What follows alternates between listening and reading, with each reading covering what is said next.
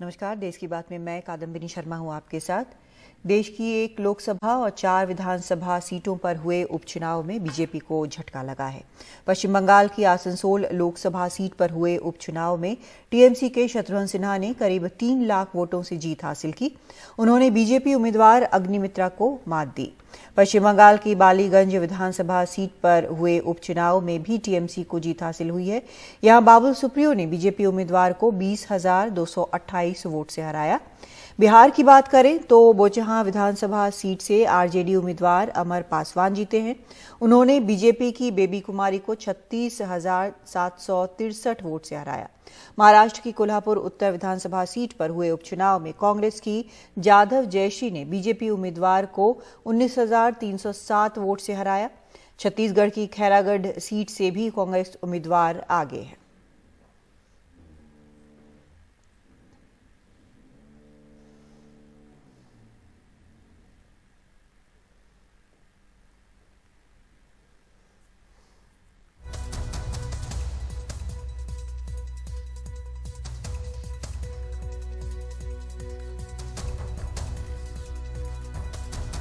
जो हमारे साथ ज्यादतियां हुई हैं, जो इसके पहले भी जो ईवीएम का भी कई जगह खेला होता था उनका, इस बार यहाँ फेयर और इम्पार्शियल यहाँ पे इलेक्शन हुआ है। फेयर इलेक्शन हुआ है, फेयर और ये बगैर किसी भय के और पक्षपात के चुनाव हुआ है, जो आप तमाम लोगों ने देखा और सब तमाम लोग मानते हैं। ममता बनर्जी की शान में 4 चांद लगाने के लिए हुआ। ये जीत तृणमूल कांग्रेस की है, ये जीत ममता बनर्जी की है, तृणमूल कांग्रेस के नेताओं और कार्यकर्ताओं की, और सबसे बड़ी जीत जो है ये आसनसोल की जनता। फाइनल क्वेश्चन, कमी तो रह गई डेफिनेटली, नहीं तो ये तो रिजल्ट नहीं होता। तो ये कमी को आइडेंटिफाई करके आने वाला दिन में और अच्छी तरह से काम करना, यही हमारा डिटर्मिनेशन है, ये हमारा संकल्प है और पार्टी का भी संकल्प है। कुछ ना कुछ तो शॉर्टकमिंग डेफिनेटली होगा, इसीलिए आज ये रिजल्ट हुआ है। तो हम ये नहीं बोलेंगे कि ये रिगिंग हुआ, वो उधर वो किया, वो हो सकता है कुछ हुआ रिगिंग इधर उधर, लेकिन सेंट्रल फोर्स बहुत अच्छा काम किया है। हम सेंट्रल फोर्स को सल्यूट करते हैं और ये जो वर्डिक्ट है ये साधारण पब्लिक के वर्डिक्ट है बोल के हम ये मान लेते हैं। और आने वाला दिन में और जील के साथ पब्लिक के साथ रास्ते में उतर के ग्रास रूट लेवल में हम लोग काम करेंगे और संगठन को थोड़ा और मजबूत करना है। वफादार सैनिक हूँ मैं, जिस पार्टी में रहता हूँ उस पार्टी के लिए जान देता हूँ और ये मुझे किसी को साबित करने की जरूरत नहीं है। लेकिन अगर मैं बीजेपी के लिए गोल किया, पहले 2 गोल किया, अब तृणमूल कांग्रेस के लिए मैं 10 गोल करूंगा, ये भी मैं बता देता हूँ। जो 20,000 से ऊपर वोट से जीतना जो है, ये जीत मैं ममता दीदी को, तृणमूल कांग्रेस की संगठन को, और इनका जो गुरूर है, बीजेपी की जो गुरूर है, जो बंगालियों को छोटा दिखाने का, उनके ऊपर जो है दूसरे लोगों को बिठा देना, उनको छोटा करना कि उनका कोई हक नहीं है। मैं अपनी बात भी नहीं करूँ, मेरे से भी अहलूवालिया जी हैं और सीनियर नेता है, कोई मोदी जी के कैबिनेट में जाने का कोई काबिल नहीं है। ये सब चीज़ जो उन्होंने किया है, बहुत बड़ा जो है जवाब तमाचा पब्लिक ने मारा है। और उपचुनाव के नतीजों में जीत की आधिकारिक घोषणा से पहले ही तृणमूल कांग्रेस के अध्यक्ष और पश्चिम बंगाल की मुख्यमंत्री ममता बनर्जी ने ट्वीट कर मतदाताओं का धन्यवाद किया। ममता ने ट्वीट कर कहा कि आसनसोल लोकसभा और बालीगंज विधानसभा के मतदाताओं का बहुत शुक्रिया कि उन्होंने तृणमूल कांग्रेस के उम्मीदवारों को इतना निर्णायक समर्थन दिया। हम मानते हैं कि जनता ने नववर्ष पर हमारे मां माटी मानुष के संगठन को सौगात दी है। हमें फिर से विश्वास जताने के लिए मतदाताओं को सलाम।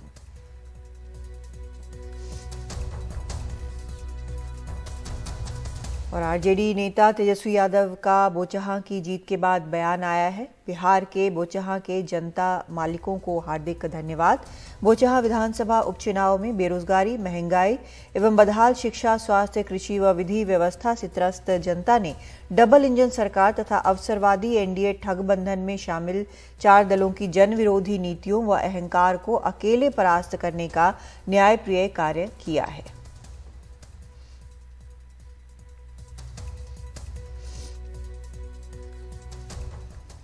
उधर मणिपुर में आज मंत्रिमंडल का विस्तार हुआ है। एन बीरेन सिंह सरकार में 6 नए मंत्री शामिल किए गए। इनमें से 6 बीजेपी के हैं और एक सहयोगी दल एनपीएफ का है। इसके साथ ही राज्य में अब मंत्रियों की संख्या 12 तक पहुंच गई है। बीजेपी के जिन विधायकों ने मंत्री पद की शपथ ली है उनके नाम हैं H Dingo Singh, L Haokip, doctor Sapan Ranjan Singh, Basanta Singh और एल सुसिंद्रो मीटियो शामिल हैं। एनपीएफ से खासिम वसूम मंत्री बनाए गए हैं। 12 सदस्यों के मंत्रिमंडल में अब बीजेपी के 10 और एनपीएफ के 2 मंत्री हो गए हैं।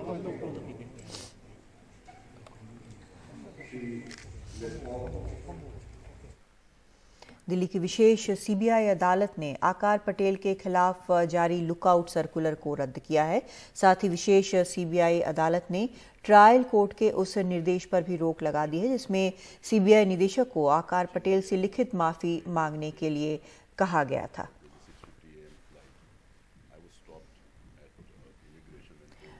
मुकेश सिंगर हमारे सहयोगी इस वक्त हमारे साथ जुड़ रहे हैं। मुकेश, ये कौन सा मामला था जिसको लेकर ये लुकआउट नोटिस जारी हुआ, फिर ये पूरा स्पेशल कोर्ट और मजिस्ट्रेट कोर्ट कई जगह पर ये मामला चला? देखिए, आरोप ये है कि जब आकार पटेल एमनेस्टी इंडिया के जो भारत के प्रमुख थे, उस समय जो विदेशी फंडिंग हुई, जो विदेश से पैसा आया, उस पैसे में गड़बड़ी के आरोप हैं और एफसीआरए का उल्लंघन का ये मामला है। इसी को लेकर सीबीआई ने केस दर्ज किया था और आकार पटेल को ये मालूम नहीं था कि उनके विदेश जाने पर सीबीआई ने पाबंदी लगा दी है और उनके खिलाफ लुकआउट सर्कुलर निकला हुआ है। जब वो बेंगलोर एयरपोर्ट पहुंचे तो वहां पर जब वो विदेश जा रहे थे तो उनको वहां पर रोक लिया गया और ये कहा गया कि उनके खिलाफ लुकआउट सर्कुलर नोटिस जारी किया गया है। इस नोटिस के तहत कोई भी देश नहीं छोड़ सकता है। इसके बाद आकार पटेल लोअर कोर्ट गए। लोअर कोर्ट में जो फैसला आया उसमें कहा गया कि आकार पटेल के खिलाफ जो लुकआउट सर्कुलर नोटिस जारी किया गया है उसको सीबीआई तुरंत वापस ले और सीबीआई डायरेक्टर इसके लिए खुद माफी मांगे। लेकिन जो सीबीआई की टीम है वो इसके खिलाफ जो सेशंस कोर्ट है, जो विशेष सीबीआई कोर्ट है, वहां पर उसने अर्जी दी और उस मामले की सुनवाई हुई थी। सुनवाई के बाद आज कोर्ट ने फैसला दिया है जिसमें कहा गया है कि आकार पटेल के खिलाफ जो लुकआउट सर्कुलर जारी हुआ है उसको सीबीआई तुरंत वापस दे। और हालांकि राहत वाली बात यह है सीबीआई के लिए कि सीबीआई के डायरेक्टर को अब आकार पटेल से माफी नहीं मांगी होगी। इसको इस पर जो है जो विशेष सीबीआई कोर्ट है उसने रोक लगा दी है। लेकिन आकार पटेल के लिए भी राहत की बात यह है कि अब वो विदेश जा सकते हैं और उनके खिलाफ जो लुकआउट नोटिस सर्कुलर जो जारी किया गया था उसको वापस लेने के लिए कहा गया है। जी मुकेश, संक्षिप्त में जानना चाहेंगे क्या जिस तरह से लुकआउट नोटिस जारी किया गया उसको लेकर भी कुछ विशेष अदालत ने कहा है? देखिए, जो पूरा ऑर्डर है वो डिटेल में नहीं मिला कि अदालत ने क्या क्या टिप्पणी की है इस पूरे मामले को लेकर। लेकिन जो अभी जानकारी मिली है वो यही मिली है कि सीबीआई डायरेक्टर को राहत मिली है माफी मांगने से और आकार पटेल को राहत मिली है कि उनके खिलाफ जो लुकआउट सर्कुलर है वो वापस दिया जाएगा। तो कुल मिलाकर दोनों पक्षों को राहत मिली है। लेकिन बाकी जो डिटेल में चीजें हैं ऑर्डर में वो क्या क्या हैं ये ऑर्डर आने के बाद ही पता चल पाएगा। जी बहुत शुक्रिया आपका मुकेश इस पूरी जानकारी के लिए। तो आकार पटेल को बाहर जाने से एयरपोर्ट पर रोका गया था, तब जाकर उन्हें पता चला था कि उनके खिलाफ लुकआउट नोटिस जारी है जिसे अब स्पेशल अदालत ने निरस्त कर दिया है। एक ब्रेक लेते हैं, लौटते हैं।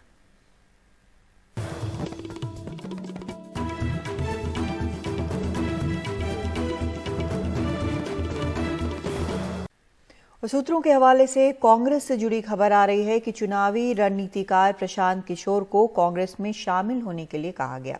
कांग्रेस ने कहा है कि प्रशांत किशोर पार्टी में शामिल होकर काम करें, सलाहकार के तौर पर नहीं।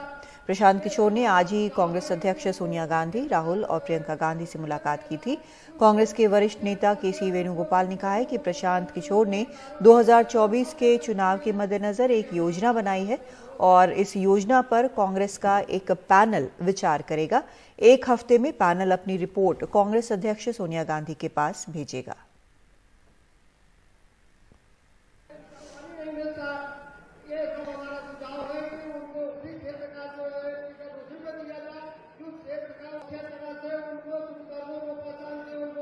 Actually, I told Congress, Prashant Kishore has made a presentation, detailed presentation for 2024 election strategy. It needs some detailed discussion. Therefore, Congress President will set up a small group to discuss this entire presentation. That group will submit their report within a week time for a final decision.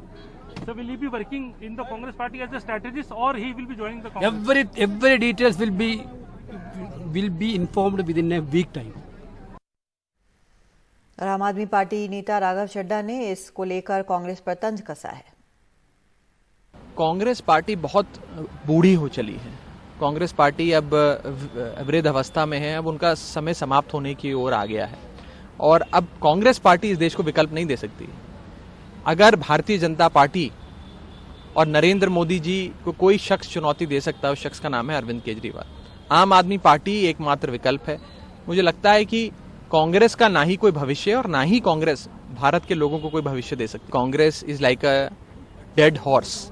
There is no point flogging a dead horse. मरे हुए घोड़े को आप जितनी मर्जी उठाने की कोशिश करें वो उठेगा नहीं, तो करने दीजिए कोशिश। पंजाब सरकार ने ऐलान किया है कि सूबे में 1 जुलाई से मुफ्त बिजली योजना लागू हो जाएगी, जिसके तहत हर महीने 300 यूनिट बिजली मुफ्त मिलेगी। यानी 2 महीने के बिल के हिसाब से 600 यूनिट मुफ्त बिजली हर घर को मिलेगी। अरविंद केजरीवाल ने पंजाब चुनाव में सबसे पहला वादा यही किया था। ਅੱਜ ਸਭ ਤੋਂ ਵੱਡੀ ਖੁਸ਼ਖਬਰੀ ਜਿਹੜੀ ਮੈਂ ਪੰਜਾਬੀਆਂ ਨੂੰ ਦੇਣ ਲੱਗਿਆ ਕਿ 1 ਜੁਲਾਈ 2022 ਤੋਂ, ਜੀ ਹਾਂ 1 ਜੁਲਾਈ 2022 ਤੋਂ ਪੰਜਾਬ ਦੇ ਹਰ ਪਰਿਵਾਰ ਨੂੰ 300 ਯੂਨਿਟ ਪਰ ਮੰਥ, ਯਾਨੀ ਕਿ 300 ਯੂਨਿਟ 1 ਮਹੀਨੇ ਦੀ फ्री बिजली मिलूगी तो 2 महीने का 600 यूनिट हो गया।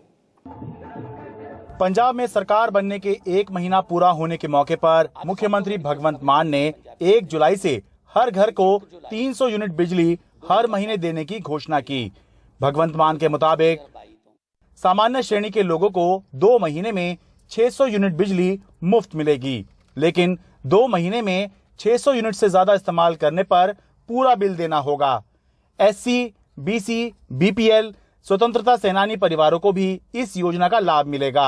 उनके लिए राहत की बात यह होगी कि 2 महीने में 600 यूनिट से ज्यादा बिजली इस्तेमाल करने पर बस अतिरिक्त यूनिट का ही बिल देना होगा।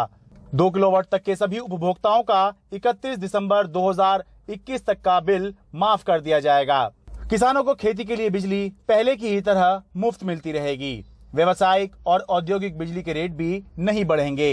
सबसे बड़ी बात यह है कि ये तो सबको पता ही था कि ये योजना लागू हो जाएगी मुफ्त बिजली, क्योंकि दिल्ली में भी दे रखी है। शुरुआत में ही जब अरविंद केजरीवाल की सरकार बनी थी तो यहाँ पर भी शुरुआत में जो घोषणा हुई थी उनमें मुफ्त बिजली की घोषणा थी। लेकिन जो बड़ा चेंज करने की ज़रूरत है वो है कि 24 घंटे बिजली जो है वो मुफ्त कैसे मिलेगी। तो इसके बारे में जो पंजाब के मुख्यमंत्री भगवंत मान हैं, उनका कहना है कि उनकी कोशिश है कि अगले 2-3 साल में जो है इंफ्रास्ट्रक्चर को इस तरह से बना दिया जाए कि हर गांव, हर कस्बे में जो बिजली है वो 24 घंटे आए, क्योंकि जब 24 घंटे बिजली मिलेगी तभी असल में जो बिजली मुफ्त मिल रही है इसका पूरा जो आनंद है वो आम लोग ले पाएंगे। मुफ्त बिजली का वादा अरविंद केजरीवाल का पहला चुनावी वादा था, जिसको केजरीवाल की पहली गारंटी का नाम दिया गया था। इसकी घोषणा होने पर केजरीवाल ने खुशी जाहिर की। 1 ही महीने के अंदर हमने पाई करके पैसा बचा के आपके लिए पहला इतना अच्छा ऐलान कर दिया। 1 महीने के अंदर ही इतना पैसा आ गया कि आपकी बिजली फ्री हो गई।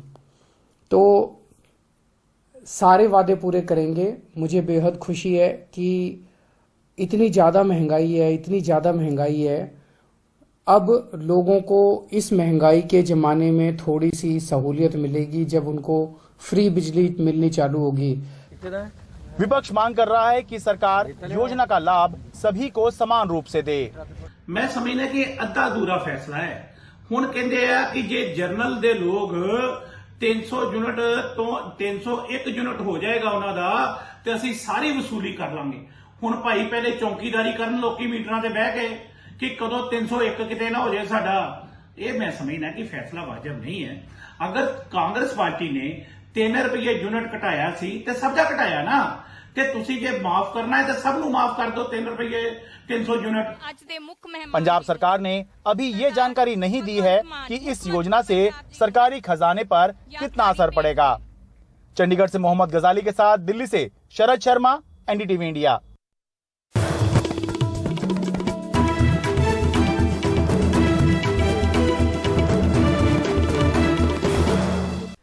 भोपाल में हनुमान जयंती के मौके पर प्रस्तावित जुलूस को प्रशासन ने कई शर्तों के साथ अनुमति दी है। हमारे सहयोगी अनुराग द्वारी ने भोपाल के डीसीपी रियाज इकबाल से इस बारे में बात की है। ये जुलूस तो परंपरागत रूट है और इसमें सालों से जुलूस निकलते आ रहे हैं, इसीलिए प्रशासन ने इसमें अनुमति दे दिया क्योंकि वो सालों से चलता आ रहा है। अभी वर्तमान हालत तो देखते हुए जो भारत की अलग अलग हिस्सों में कुछ घटनाएं हुई उसको देखते हुए और सोशल मीडिया में कुछ जो मैसेजेस चल रहे थे उसको देखते हुए हमने थोड़ा सा गंभीरता से इसको देखा है। तो कंडीशंस भी जब इनको दिया गया है पूरे शर्तों के साथ में, करीब 10-11 शर्तों के आधार पर इस जुलूस को दिया गया है कि कितने बजे निकलेंगे, कहाँ रुकेंगे, कहाँ रुक नहीं सकता, क्या वो कैरी करेंगे, कितने गाड़ी मैक्सिमम हो सकता है, ये सारी चीज़ें पहले से तय है। कुछ जैसे तलवार, त्रिशूल वगैरह जो जुलूस में उनको अलाउ किया गया? नहीं, इस बार हथियारों को अलाउ नहीं किया है। केवल पर जो गाने वाने बजेंगे उसको लेकर लिस्ट कुछ है? हाँ, इसका उनसे एफिडेविट लिया है कि कौन से गाना है, उस गाने को पुलिस की पार्टी ने भी सुना है, उसको सत्यापन करके दिया है कि यही गाने जो है जुलूस में बजेगा। तो सर आगे जो मंगलवार, बुधवार है, इतवार, सारे मुस्लिम डोमिनेटेड एरियाज हैं, थोड़ा हम अनयूजुअल सा काम देख रहे हैं इन एरियाज में, तो कुछ आप लोगों को कुछ इनपुट्स मिले हैं क्या? ऐसा नहीं, ऐसा कुछ भी नहीं है। हमने पिछले लगातार 3 दिन से हमारा काम यही था कि दोनों कम्युनिटी के लोगों से लगातार बात कर रहे हैं, जो भी नेता है, सामुदायिक नेता है, उनसे बात कर रहे हैं, गणमान्य नागरिक है उनसे बात कर रहे हैं। तो आगे जितने रूट में भी जो बड़े बिल्डिंग है वहाँ के सारे रहवासियों से भी हमने बात किया, दुकानदारों से हमने बात किया, तो सबकी सहमति है, सबकी ये है, सब लोग सहयोग करेंगे। कुछ हाई राइज पर पुलिस वालों की तैनाती, ड्रोन वगैरह से कुछ मैपिंग की आप लोगों ने? सारे हाई राइज बिल्डिंगों में जो जहाँ आई टू आई साइड में हमने उसमें जवान हमारे तैनात किया है, वीडियोग्राफर भी तैनात है। पूरे जो रास्ते में सीसीटीवी कैमरा हमने लगा दिया, प्राइवेट भी है, सरकारी जो नगर निगम के और पुलिस के भी जो सीसीटीवी कैमरा है, कंट्रोल रूम उसकी निगरानी कर रहा है। 2 जो ड्रोन है आगे और पीछे चलेगा और दोनों ड्रोन जो है पूरे जुलूस को कवर करेंगे और आसपास के एरिया को भी देखेंगे कि कोई इशू तो नहीं। और जुलूस में जितने भी लोग हैं उनके 5 वीडियोग्राफर हैं, उनका लगातार वीडियोग्राफी कर रहे हैं। जो भी व्यक्ति जुलूस में आ रहा है उनका एक बार उनका चेहरा जो है वीडियो में हम लगातार ले रहे हैं। तो ये पूरी दोनों रूट के साइड में रहने वाले लोग और धार्मिक स्थल के जो भी वहाँ के मुखिया हैं उनसे भी हमने बात कर लिया है, तो सब लोग सहयोग कर रहे हैं। कुछ जगह पे दूसरे समाज के लोग जुलूस का स्वागत भी कर रहे हैं, मतलब स्वागत मंच भी बनाया है। तो एक बहुत ही सौहार्दपूर्ण वातावरण में ये मार्च में जो उसके बाद थोड़ा सा अतिरिक्त सावधानी बरत रहे हैं। कितने पुलिस वालों की? बिल्कुल वही तो कह रहे हैं, तीनों जगह के मिला के करीब 500 से ज़्यादा पुलिस वालों को हमने लगाया है। ज़्यादातर इस जुलूस में सबसे ज़्यादा लगाया है। QRF पार्टीज भी संवेदनशील एरिया में अलग से हमारे QRF की जो पार्टीज है उसको भी तैनात किया गया है। निगरानी के लिए जो सोशल मीडिया की निगरानी के लिए हमारे एक साइबर का टीम अलग से काम कर रहे हैं। तो पूरी व्यवस्था, पूरी नज़र हम लोग रखें। बहुत बहुत शुक्रिया, थैंक्स।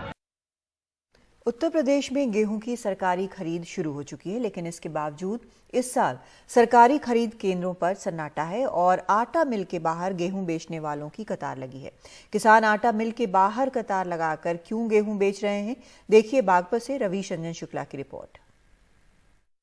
मैं इस वक्त बागपत पर हूं और आप देख सकते हैं कि ये बागपत की रोड है खेखड़ा कस्बे की और यहाँ लंबी कतार लगी हुई है।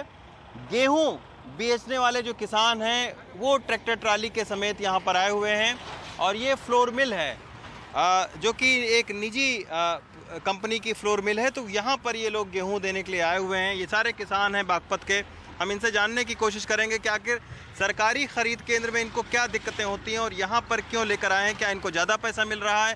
चाचा ये बताओ कि आप तकरीबन मैं देख रहा हूँ ट्रॉली में 30-35 कुंटल आप लेकर आए हो गेहूँ, तो सरकारी खरीद केंद्र में क्यों नहीं गए, यहाँ क्यों आप लेकर आए हैं? पिछली बार साहब सुबह गया था, 5 दिन में 1 ट्रॉली तो ले देगा अनाज। अच्छा। और अब का तो पता नहीं होगा भाई, यहाँ ठीक मिल रहा, पैसा 5 रुपए ज्यादा भी दे रहे हैं। 5 रुपए ज्यादा भी दे रहे हैं।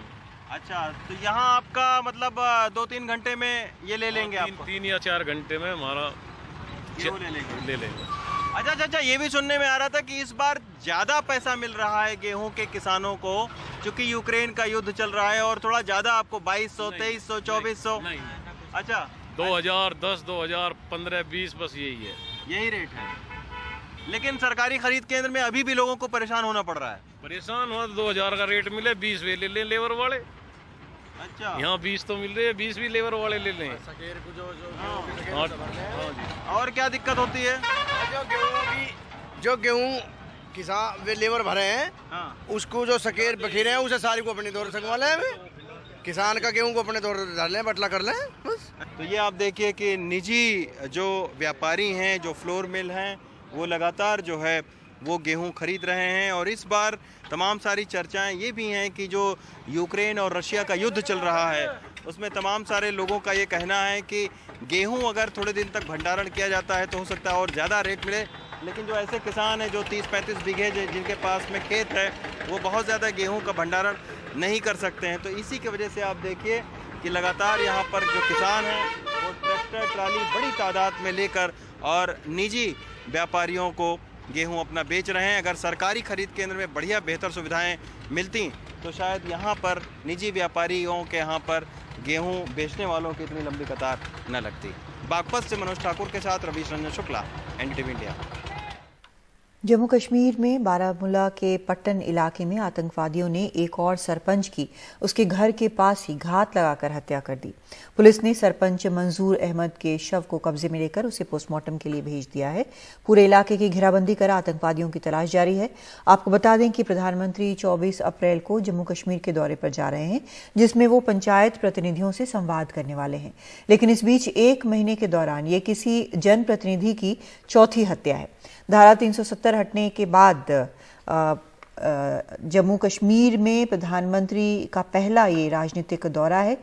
राज्य में जल्द ही परिसीमन के बाद चुनाव कराने की तैयारी है। और इस बारे में कुछ ही देर पहले हमने बात की हमारे संवाददाता नजीर मसूदी से।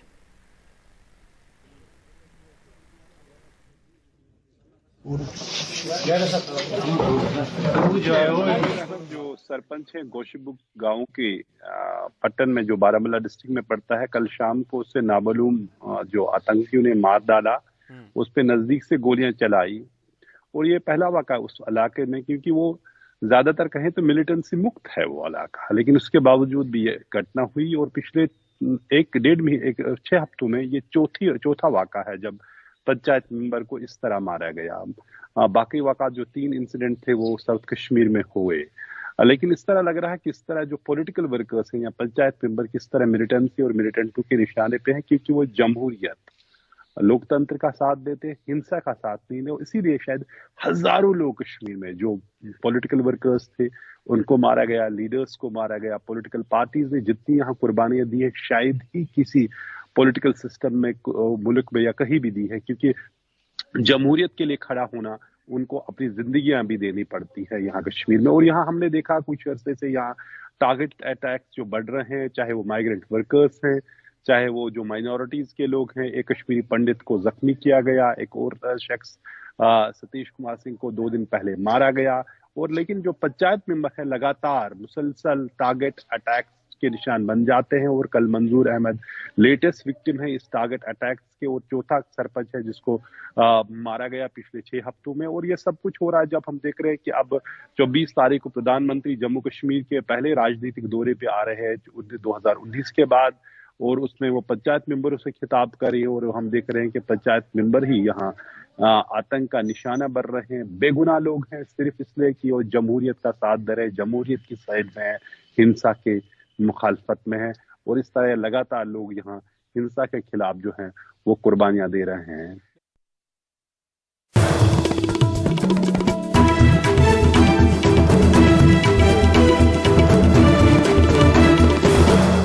दंगे खत्म हो जाते हैं, निशान रह जाते हैं। वो निशान बड़वानी में शहबाज, फकरू और रऊफ के घर में भी मिलेंगे, जो हत्या की कोशिश के मामले में महीने भर से जेल में बंद हैं, फिर भी दंगों के आरोपी बन गए हैं। वहीं 16 साल का शिवम भी है जो वेंटिलेटर पर मौत से लड़ रहा है। ठीक होता तो बहन की शादी में शामिल होता, लेकिन फिलहाल अस्पताल के बिस्तर पर है। सेंधवा में जोगवाड़ा रोड पर यह शहबाज का घर है, जिसके एक हिस्से पर प्रशासन का हथौड़ा चल गया। शहबाज, फकरू और रऊफ 11 मार्च से जेल में बंद हैं, लेकिन 10 अप्रैल को वो जेल से बाहर आए, दंगों में शामिल हुए, एक स्कूटर, एक मोटरसाइकिल जलाई, फिर जेल चले गए। कम से कम बड़वानी पुलिस की बातों से तो ऐसा ही लगता है। शहर में सांप्रदायिक दंगों के बाद 10 अप्रैल को 2 दोपहिया वाहनों को आग लगाने के आरोप में जिन तीनों पर मामला दर्ज किया गया है, उनकी पहचान शहबाज, फकरू और रऊफ के रूप में हुई है। वैसे तीनों पर 5 मार्च को अपने पड़ोसी सिकंदर अली पर गोली चलाने के आरोप में धारा 307 के तहत मामला दर्ज हुआ। 11 मार्च को वो गिरफ्तार हुए और जेल चले गए। बड़वानी पुलिस ने रामनवमी के जुलूस पर हुए पथराव और उसके बाद भड़के दंगों में अब तक 14 FIR दर्ज की है। उसी में से एक FIR ये भी है। हैरत की बात यह है कि जिस पुलिस थाने में तीनों आरोपियों के खिलाफ हत्या की कोशिश का मामला दर्ज किया गया था, दंगों का मामला भी उसी पुलिस थाने में दर्ज किया गया है।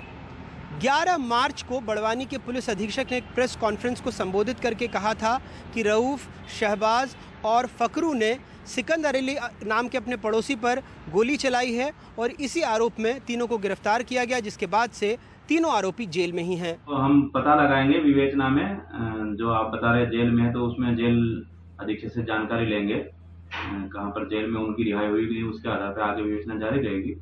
वो विवेचना को इसे उसके बाद आगे कार्रवाई की जाएगी। सर अभी मामला दर्ज किया गया था तो किस आधार पे? मामला फरियादी के द्वारा बताए अनुसार किया गया है। मेरा बच्चे का तो कहीं से कहीं तक कुछ था ही नहीं, वो तो अंदर था। ये पुलिस ने पूछना चाहिए उस पर क्यों FIR करी। कितने समय से अंदर है? वो करीब एक महीना 1.25 महीना हो गया है। तो क्या उसको पुलिस ने भेजा झगड़ा करने के लिए? किस वजह से उसका नाम आया? तो वही पुलिस से पूछना है कि उसको किसने बाहर कहा था पुलिस। तो आप लोगों ने किसी पुलिस अधिकारी को बताया नहीं कि वो जेल में है? बताया था, लेकिन हमारी कोई सुनने को तैयार ही नहीं। हमने बहुत रिक्वेस्ट की कि हमारा बच्चा जेल में है, लेकिन कोई हमारी कोई सुनने को तैयार ही नहीं हो रहा था। हम लोग इतने परेशान हो गए थे, हम लोगों ने हाथ जोड़े, माफ़ी मांगी कि भाई हम लोग नहीं लड़ाई झगड़े में। हमारा बच्चा घर में काम कर रहा था, वो बच्चे को घर में से लेके गए, उसका तो कोई नाम ही नहीं था छोटे बच्चे का, उसको भी घर में से उठा के ले गए। हालांकि तीनों आदतन अपराधी हैं। शहबाज के खिलाफ महाराष्ट्र के अकोला में हत्या और मध्य प्रदेश के सेंधवा में 5 से ज्यादा मामले दर्ज हैं। फकरू के खिलाफ 2 और रऊफ के खिलाफ 4 से अधिक मामले दर्ज हैं। दंगों का ये दर्द 16 साल के शिवम पर भारी है। 17 तारीख को धार जिले में बहन की शादी थी। मामा के घर पढ़ाई कर रहा शिवम आरती से घर लौट रहा था, तभी दंगाइयों के पत्थरों ने उसे वेंटिलेटर पर सुला दिया। इंदौर के अस्पताल में भर्ती है। सरकार इलाज का पूरा खर्च उठा रही है। मेरा छोरा भी खरगोन में पढ़ रहा था 3 साल से, और यहाँ आने वाले थे, तो वो जुलूस में रुक गए कि जुलूस देख के आएंगे। न घर में बैठा हुआ था, घर में से पत्थरबाजी हुई, न सिर में चोट आई, पूरे दुखी है। मैं भगवान से प्रार्थना करती हूँ मेरा छोरा जल्दी आ जाए। मेरे अभी बड़ी वाली गुड़िया की 17 अप्रैल रविवार के दिन शादी थी। वो बच्चे की हालत गंभीर होने के कारण मेरी शादी रद्द कर दी, आगे बढ़ा दी शादी। बुधवार को हमने उन परिवारों का दर्द दिखाया था जिनके घर दंगाइयों ने जला दिए। सरकार ने उन घरों को बनाने के लिए पूरा खर्च उठाने की बात कही है। खरगोन में गरीबों के घर जल गए भाई, अनुसूचित जाति के लोग भी थे, छोटे छोटे मकान, घर जला दिए। अब बताइए ऐसे लोग जिन्हें घर जलाया उन पर कार्रवाई होना चाहिए कि नहीं होना चाहिए? किसी भी जात पात उपासना धर्म किसी को घबराने की जरूरत नहीं है। भारतीय जनता पार्टी की सरकार सबको सम्मान देगी, सबको सुरक्षा देगी, भाईचारा कायम रखिए। हाँ, गड़बड़ करने वालों के खिलाफ कार्रवाई होगी भाई। वाकई पुलिस अधिकारियों के लिए सब बराबर थे। खरगोन के सोहेल को 15-20 दंगाई पीटने लगे। जब पुलिस आई तो उसे अधमरा छोड़कर भाग गए। पुलिस वालों ने जान बचाई, उसे अस्पताल पहुंचाया। फरसिया और लटो की मारना चालू कर दी। उसके बाद मेरे को क्या हुआ मेरे को तो मालूम ही नहीं, मैं तो बेहोश हो गया। फिर कुछ पुलिस कर्मचारी आए, अब 1 से 2 थे, मेरे को नहीं इतना मालूम है। बाकी मेरे को हाथ मेरा खंधे पे डाला और लेके चले गए अस्पताल में, भर्ती कर दिया। सुबह से काम पे गया था, 500-600 रुपये कमाता हूँ, सुबह से आता हूँ। और बस कैसे हो आप? अभी ये है कि चक्कर वक्कर आ रहे, खून काफ़ी ज़्यादा बह चुका है, घर वाले बेचारे रो रहे हैं। किसी को जेल से ही दंगों का आरोपी बना दिया गया तो कथित तौर पर किसी का घर बगैर नोटिस के ढहा दिया गया। फिर भी सरकार कह रही है सबका साथ सबका विकास, लेकिन जिन्हें ज़मीनी हकीकत पता है उनके लिए ये लतीफ़े से ज़्यादा और कुछ भी नहीं। हालांकि फिर भी कुछ लोग हैं प्रशासन में, पुलिस में, जिनको देखकर भरोसा तो जगता ही है। बड़वानी से मुनाफ, धार से अमीन, खरगोन से आसिफ और भोपाल से कैमरा पर्सन रिजवान खान के साथ अनुराग द्वारी, एनडीटीवी इंडिया। उत्तर प्रदेश के बागपत के खेकड़ा में एनबीसीसी ने एक निजी बिल्डर के साथ मिलकर 2010 में 1300 फ्लैट्स बनाए। लॉटरी सिस्टम के जरिए लोगों को 2015 में फ्लैट्स अलॉट किए गए, लेकिन ये आज हाउसिंग सोसाइटी उजड़ी हुई है। क्या वजह है इसकी पड़ताल करते हमारे सहयोगी रविशंकर शुक्ला की ग्राउंड रिपोर्ट। एनबीसीसी टाउनशिप में 2010 में चंद्रकला नेहटा ने बुकिंग करवाई और 2015 में फ्लैट मिला, लेकिन हर महीने करीब 2300 रुपए मेंटेनेंस चार्ज देने के बावजूद सोसाइटी के फ्लैट्स रख रखाव न होने से जर्जर हो रहे हैं। चंद्रकला के हाथों में सैकड़ों पन्नों की शिकायतें हैं जो दर्जनों विभागों में दे चुके हैं, लेकिन नतीजा सिफर रहा।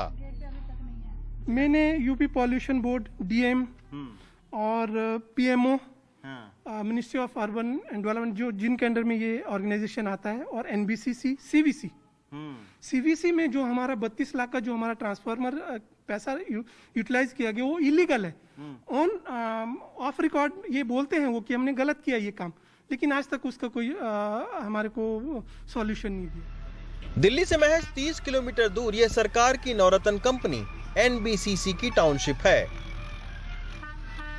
2010 में इस तरह के ब्रोशर के जरिए लोगों को फ्लैट्स के सपने बेचे गए, लेकिन 7 साल में ही फ्लैट्स का अब ये हाल हो गया है।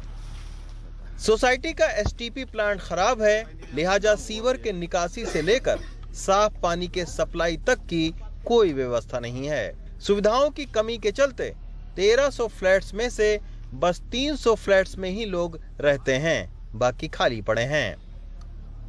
पानी का यहाँ डायरेक्ट ग्राउंड वाटर सप्लाई है, ये वाटर पोर्टेबल नहीं है। It is health hazard. तो हम लोगों को सभी बाहर से पानी परचेज करके, इतनी बड़ी टाउनशिप में कोई वाटर ट्रीटमेंट प्लांट नहीं है। डायरेक्ट वाटर ट्रीटमेंट प्लांट है, सीवर ट्रीटमेंट प्लांट तो है। सीवर ट्रीटमेंट प्लांट भी नॉन फंक्शनल है। अच्छा, वो भी ऐसे पड़ा, उसकी वजह से सीवर सब में ओवरफ्लो होता रहता है। अच्छा, और ये बिजली का सर क्या प्रॉब्लम है? बिजली का हम लोगों ने अप्लाई किया वो मल्टी पॉइंट कनेक्शन के लिए, वो जबकि सिंगल पॉइंट कनेक्शन है जो कि हम लोग को बहुत कॉस्टली पड़ता है, वो मोनोपोली चल रही है ऑर्गेनाइजेशन की, उसमें ये अड़ंगा लगाते हैं और क्लियरेंस यहाँ से क्लियरेंस देते नहीं। एनबीसीसी का नाम देखकर तब नौकरी कर रहे बीके गुप्ता ने 26 लाख रुपए का फ्लैट बुक कराया था, लेकिन खस्ता हालत होने के बावजूद रिटायरमेंट के बाद फ्लैट्स में रहना उनकी मजबूरी है। जो पैसे हमें रिटायरमेंट में मिले मैंने यहाँ लगा दिया, अब मैं जाऊँ तो जाऊँ कहाँ? अच्छा, मेरे पास तो कोई दूसरा रास्ता है नहीं। हम लोगों को जो रिटायरमेंट के समय हम आईटीडीसी से रिटायर किया था और जो पैसे मिले थे तो हमने 22 लाख इसी में लगा दिया, फ्लैट में ही। सवाल तो उठता है ना। हमने इस मामले पर एनबीसीसी से बात करने की कोशिश की। सोसाइटी में एनबीसीसी के इंजीनियर कैमरा देखते ही भागने लगे, लेकिन सोसाइटी के लोगों ने रोक लिया। और इनका रिस्पांसिबिलिटी किसकी है सर? आप जाएंगे नहीं, यू आर यंग फेलो, आप जाएंगे नहीं, you are officer being officer, you are staying here. Sir, इनकी जो भी शिकायतें हैं वो डे बाय डे हम सॉल्व कर रहे हैं, आप इनसे पूछ सकते हैं। क्या सॉल्व कर रहे हैं? बिल्डिंग की हालत आप देखिए इतनी ख़राब हो चुकी है, पीछे हम गए थे, मेंटेनेंस नहीं उसकी हो पा रही है। Sir, I am N authorised person head office की तरफ से, सर उसके बारे में मैं भी कोई वो नहीं बताना चाहता। दिल्ली एनसीआर में बिल्डरों के फ्रॉड और घटिया निर्माण सामग्री की अनेकों कहानियां हैं, लेकिन अगर एनबीसीसी जैसी कंपनी भी इस तरह का काम करे तो घर का सपना संजोए लोग कहां जाएंगे? ये कहानी है बिल्डर्स और सरकारी विभागों के मिलीभगत से। इस तरीके के बेचारे जो बायर्स हैं, जो जिंदगी भर पैसा कमाकर एक अदद आशियाने की तलाश में यहाँ पर आए, घर इन्होंने खरीदा, इतनी मोटी फाइल आप देखिए, शिकायत कर करके, मतलब घर लेने के बाद में भी इनके परेशानियों का जो सिलसिला है वो ख़त्म नहीं हुआ। शिकायत करने के बावजूद इनसे हर महीने 1500 रुपए से लेकर 3000 रुपए तक का मेंटेनेंस वसूलने के बावजूद आप देखिए ये कंडीशन है घरों की। ये आप सोचिए अगर कोई भगवान न करे कि उस तरीके का कोई हादसा हो, लेकिन बिल्डिंग की हालत बहुत ही ख़राब है और एनबीसीसी को तुरंत चाहिए कि इसका संज्ञान लेकर इसको अच्छे तरीके से मेंटेन करवाए, वरना यहाँ पर रहने वाले जो लोग हैं उनके जान के ऊपर ये भारी पड़ सकता है। बागपत के खेखड़ा गांव से मनोज ठाकुर के साथ रविश रंजन शुक्ला, एनडीटीवी इंडिया।